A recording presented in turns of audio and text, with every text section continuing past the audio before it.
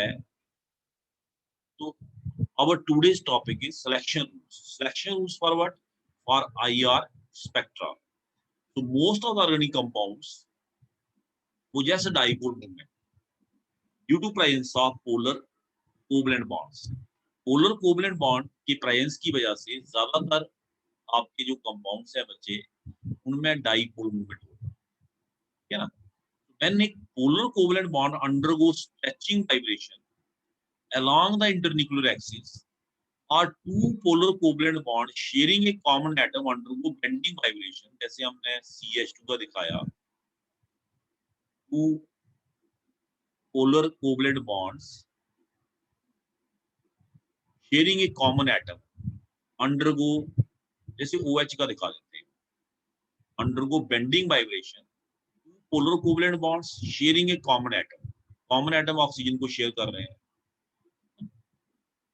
तो जब कहता है कोई polar covalent bond stretching vibration करता है या two polar covalent bond which are sharing a common atom वो बेंडिंग वाइब्रेशन करते हैं, इन दैट केस उस केस में डाइपोल मूवमेंट में चेंज आता ही आता और ऑसिलेटिंग या फ्लक्चुएटिंग डाइपोल मूवमेंट प्रोड्यूस होता है। ऑसिलेटिंग और फ्लक्चुएटिंग, ऑसिलेटिंग मतलब स्ट्रेचिंग जब होगी तो कंट्रैक्शन होना ही होना, बेंडिंग जब होगी तो उसने वापस अपनी पोजीशन पे आना ही आना। तो ऑसिलेटिंग है ना, जैसे ये हम बेंड कर रहे हैं फिर सीधा कर रहे हैं, बेंड सीधा है ना, तो ऑसिलेटिंग उससे जो डाइपोल होगा कम होगा ज्यादा होगा, कम होगा ज्यादा होगा, मीन ए ऑसिलेटिंग और fluctuating dipole movement is produced, उससे एक ऑसिलेटिंग या फ्लक्चुएटिंग डाइपोल मूवमेंट प्रोड्यूस होगा। तो interaction between this oscillating dipole movement and electric vector of the infrared radiation, electric vector of the infrared radiation, जो radiations होती हैं आपको पता ही है बच्चे, they have the electric as well as magnetic field associated with them. उनमें radiation में इलेक्ट्रिक फील्ड भी होता है, मैग्नेटिक फील्ड भी होता है। तो जो electric vector of the infrared radiation है वो उसके साथ इंटरेक्ट करता है, and as a result there is absorption of energy in the IRV. उसी की वजह से बच्चे एब्जॉर्प्शन ऑफ एनर्जी होता है। डाइपोल मूवमेंट अगर चेंज ही नहीं हो रहा, डाइपोल मूवमेंट चेंज ही नहीं हो रहा तो फ्लक्चुएशन कहां से होगा? If there is no change in dipole moment, it means there will be no absorption. If there is change in dipole moment, there will be a fluctuating dipole moment which will interact with the, वो किसके साथ interact करेगा? IR radiation, electric vector of the IR radiation, and as a result there is absorption of energy in the IR region. उसी की वजह से बच्चे absorption of energy होगा। So this interaction and hence absorption of radiation can occur only if the dipole movement at one extreme of the vibration is different from dipole at the other extreme, तभी तो fluctuation की बात होगी। एक extreme पे जो dipole है, जैसे हम कार्बन कार्बन डबल बॉन्ड्स को, ये पोलर है, polar carbon carbon double bond polar कैसे हो सकता है? जैसे दो साइड CH3 लगे हो, एक साइड HH लगा हो, इट बिकम स्लाइटली पोलर क्योंकि इधर से प्लस का इफेक्ट कुछ हो रहा है। तो एक एक्सट्रीम मतलब जब ये दूर गए, दूसरा एक्सट्रीम जब ये पास आए, there will be fluctuating dipole movement. Dipole movement fluctuate करेगा जब एटम्स दूर जाएंगे, जब एटम्स पास आएंगे। तो this interaction and hence absorption of radiation can occur only if the dipole movement at one extreme of the vibration is different from dipole movement of the other extreme. एक extreme दूसरी extreme, दो extreme stretching हुआ फिर contraction हुआ, जो दो extreme situations बन रही हैं वाइब्रेशंस में, स्ट्रेचिंग वाइब्रेशन में या फिर बेंडिंग वाइब्रेशन की अगर बात करें तो उसमें जो दो एक्सट्रीम बन रही हैं, उन दो एक्सट्रीम का अगर डाइपोल मूवमेंट डिफरेंट होगा, if there is a difference in their dipole movement, only then there will be absorption। अगर आप सिमेट्रिकल, जैसे CH2 डबल बॉन्ड CH2 है, सिमेट्रिकल सेंट्रोसिमेट्रिक मॉलिक्यूल की बात करें, सेंट्रोसिमेट्रिक स्ट्रेचिंग वाइब्रेशन की बात करें, तो अगर इसमें स्ट्रेचिंग होगा बच्चे, स्ट्रेचिंग, इसमें डाइपोल मूवमेंट चेंज होने वाला, पहले भी जीरो अब भी जीरो, इलेक्ट्रॉन तो सेंटर में ही रहे। इस केस में चूंकि डाइपोल मूवमेंट चेंज हुआ ही नहीं, इस केस में बच्चे IR एब्जॉर्प्शन नहीं होगा, there will be no IR absorption. तो IR रीजन में यही बच्चे सिलेक्शन रूल है। सिलेक्शन रूल इज दिस, ये मॉलिक्यूल वही IR रीजन में एब्जॉर्प्शन शो करेगा where there is change in dipole movement when there is vibrational mode change, when molecule goes from one vibrational state to the other vibrational state। उसी side पे बच्चे जो Raman effect होता है, Raman absorption of energy occurs due to interaction between the radiation and polarizability of the molecule, capability to polarize, polarizability of the molecule, Raman effect, Raman spectra जो है, इसमें हम डिटेल में तो जाएंगे नहीं। रमन में हमारे लिए जो इंपॉर्टेंट है that is IR। IR region का जो सिलेक्शन रूल बना बच्चे वो क्या बनना, thus there are different rules called as selection rules which determine whether a particular vibration will be IR active or Raman active। एक पर्टिकुलर वाइब्रेशन IR एक्टिव होगी या बच्चे रमन एक्टिव होगी, इसके लिए जो रूल है उसको कहते हैं सिलेक्शन रूल। तो क्या सिलेक्शन रूल है बच्चे?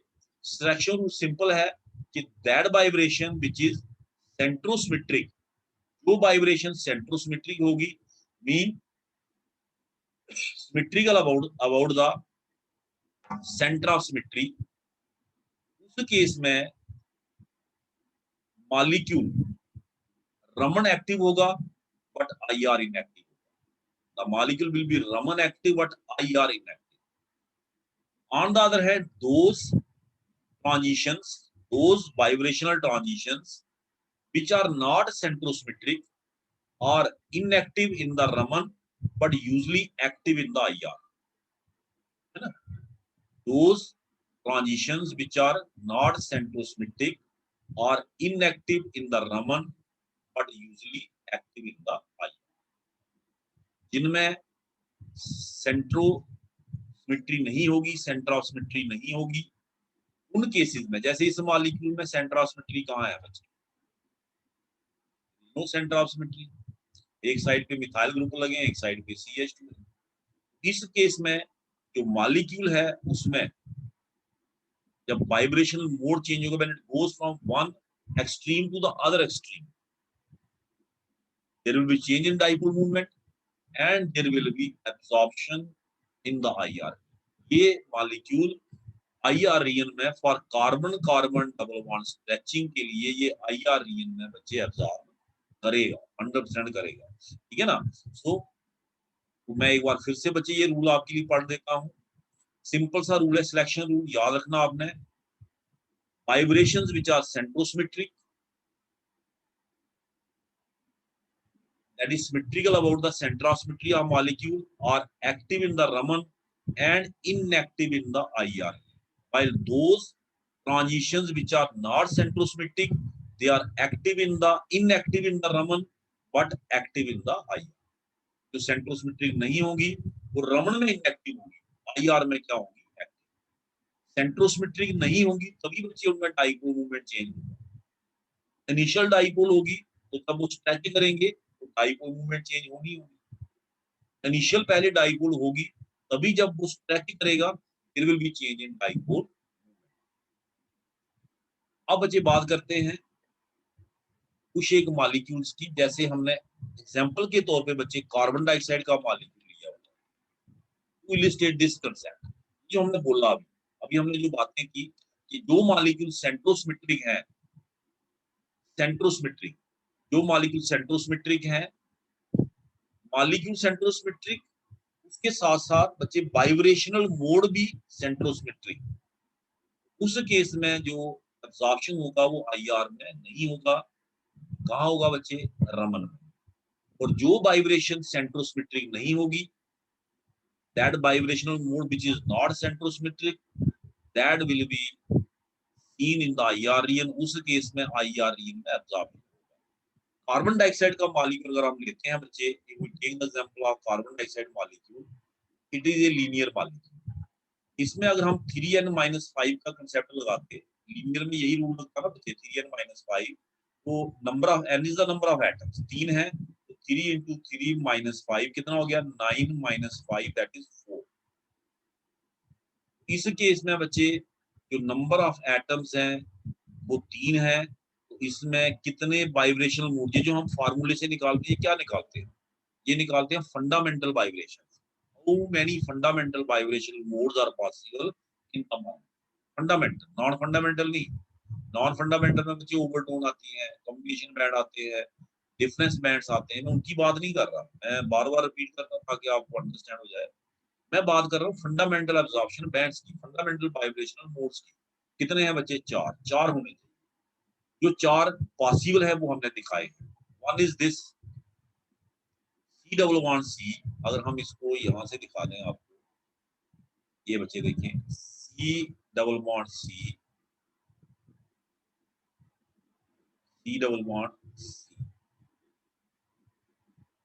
दोनों में क्या फर्क है बच्चे, ध्यान से देखना। एक है ये और एक है ये। What is the difference between two? Sir एक सिमेट्रिक है और एक असिमेट्रिक है। पहले वाला है उसमें क्या है बच्चे? शाबाश, जिसको मैंने ये कहा, क्या इसमें आप बोल रहे थे बेटे? सिमेट्रिक है सर ये। हैं? Symmetric. Symmetric stretching. Symmetric stretching है ये। This is symmetric stretching. दोनों बॉन्ड पोलर है बच्चे, सीरियल बॉन्ड हो, सीरियल बॉन्ड हो, both are polar.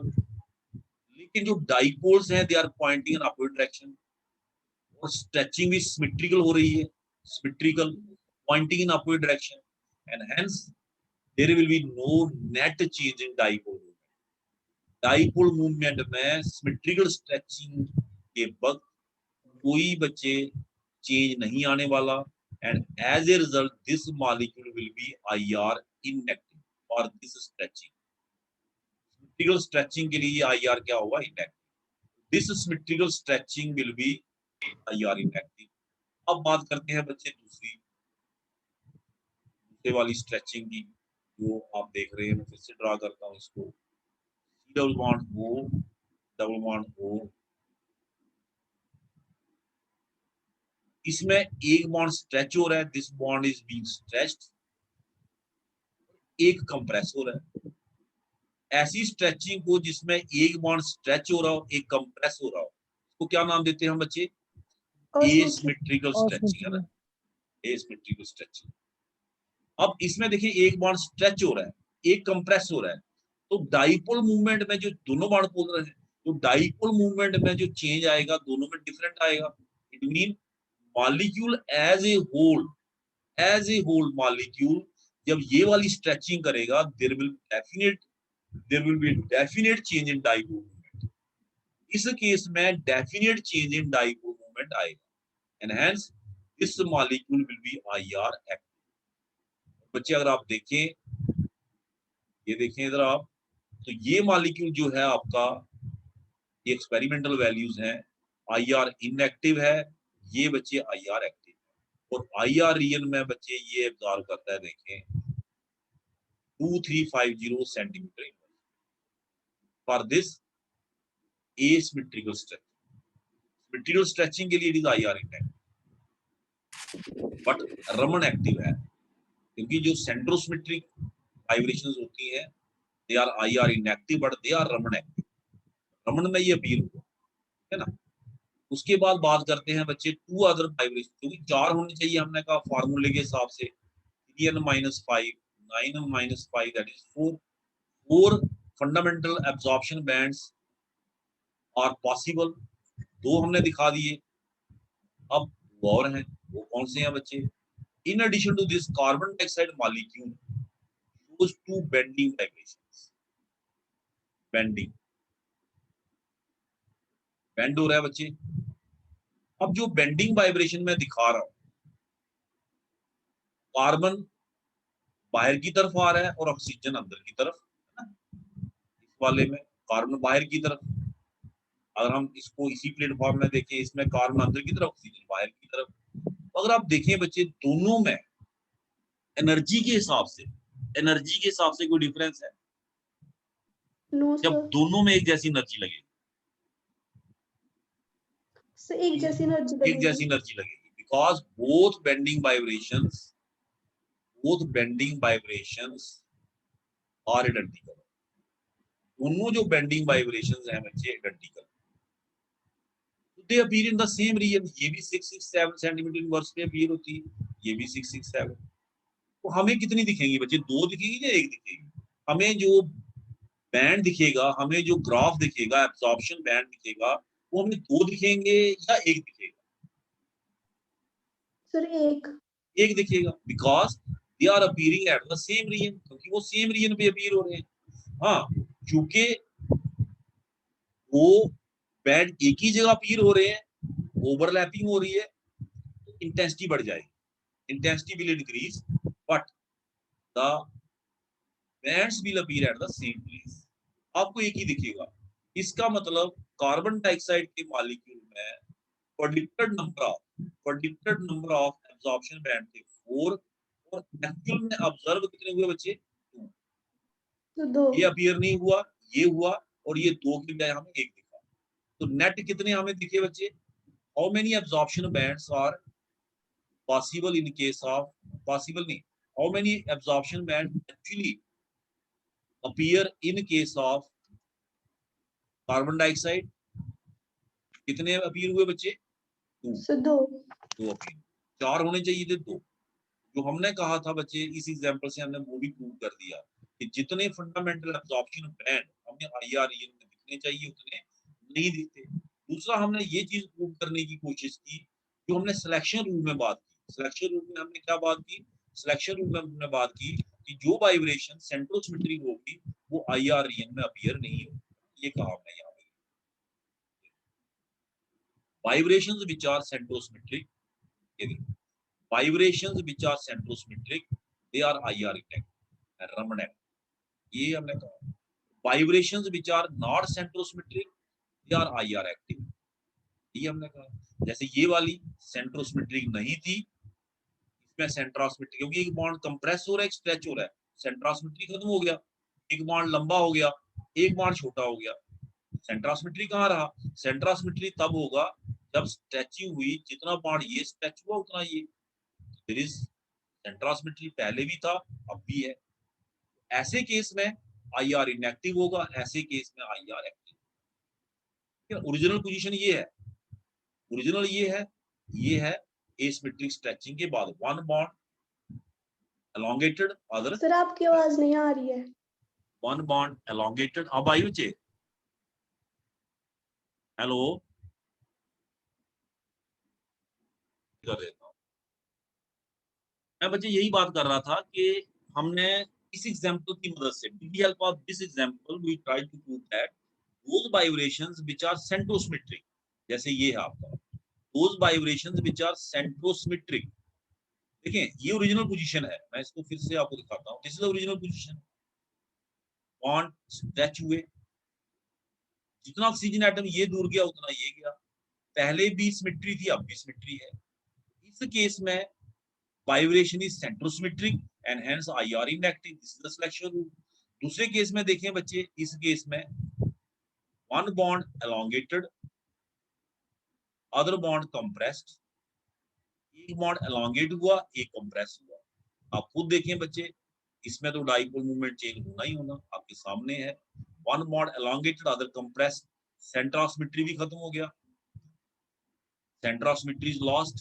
This vibration is not centrosymmetric, asymmetric stretching, and hence IR active. Bending वाले तो बच्चे सामने दिख रहा है, साफ दिख रहा है, क्योंकि ये कार्बन आपका बच्चे इधर चला गया और ये ऑक्सीजन इधर आ गया, ऐसे हो गया, बॉन्ड बेंड हो गए, है ना। कार्बन बाहर की तरफ निकला, ऑक्सीजन अंदर की तरफ। इसमें तो सेंट्रोसिमेट्री चेंज हो ही रहा है, इसमें तो 100% हो रहा है। इसमें दिखाना पड़ा मुझे कि कैसे हुआ। इसमें तो आपको भी अंदाजा हो रहा होगा ना, जब कार्बन ऑक्सीजन बॉन्ड दोनों बेंड हो रहे, so there is change in centrosymmetry. So this vibration also involves change in centrosymmetry, that is this vibration is not centrosymmetric and hence IR है। दूसरा, मैंने आपको ये चीज बता दी कि चूंकि ये दोनों इक्विवेलेंट हैं बच्चे, बिल्कुल एक जैसे हैं, so they appear at the same rate। 667 bending में एनर्जी कम लगती है। वो चीज यहाँ पे क्लियर हो रही है बच्चे कि बेंडिंग में एनर्जी कम लगती है, स्ट्रेचिंग में एनर्जी ज्यादा लगती है। तो हमने बोला था, है तो carbon dioxide molecule, bending requires less energy, stretching requires more energy. ये बच्चे हमने यहाँ पे प्रूव कर दिया सिलेक्शन रूल कंसेप्ट। अब देखिए वही चीज जो मैंने बोली कि नेट कितनी आपको दिखेंगी, तो वही चीज यहाँ दिखाई होगी बच्चे। ये देखें सिमेट्रिकल स्ट्रेचिंग वाइब्रेशन ए, ये वाली सिमेट्रिकल स्ट्रेचिंग वाइब्रेशन, ये वाली symmetrical A is centrosymmetric, it is not accompanied by change in dipole moment and hence IR active, but Raman active and appears around this in the Raman spectrum.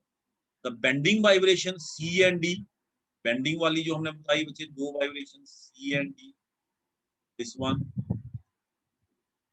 and this one, C and D, they are identical. फर्क कितना है? they occur at perpendicular planes, they occur at perpendicular planes, है ना? Such vibrations which require same mode of energy and hence absorb at same frequency or wave number are called degenerate. Degenerate orbitals का concept आपने पढ़ा होगा 2px 2p by 2pz same energy, degenerate same energy, तो इनको भी हम degenerate vibrations कहते हैं। ऐसी vibration जो same frequency या same wave number absorb करें। कार्बन डाइऑक्साइड की केस में absorption कितने में होता है? 667 सेंटीमीटर वर्स। तो IR spectrum of carbon dioxide instead of showing 4 fundamental absorption bands, 4 fundamental absorption band show करने के बजाय IR spectrum of carbon dioxide shows only 2 fundamental absorption bands, one at 2350 centimeter inverse for asymmetrical stretching and other at 667 centimeter inverse for bending by. This was all about what? ये बच्चे था हमारा इसके लिए for selection rules.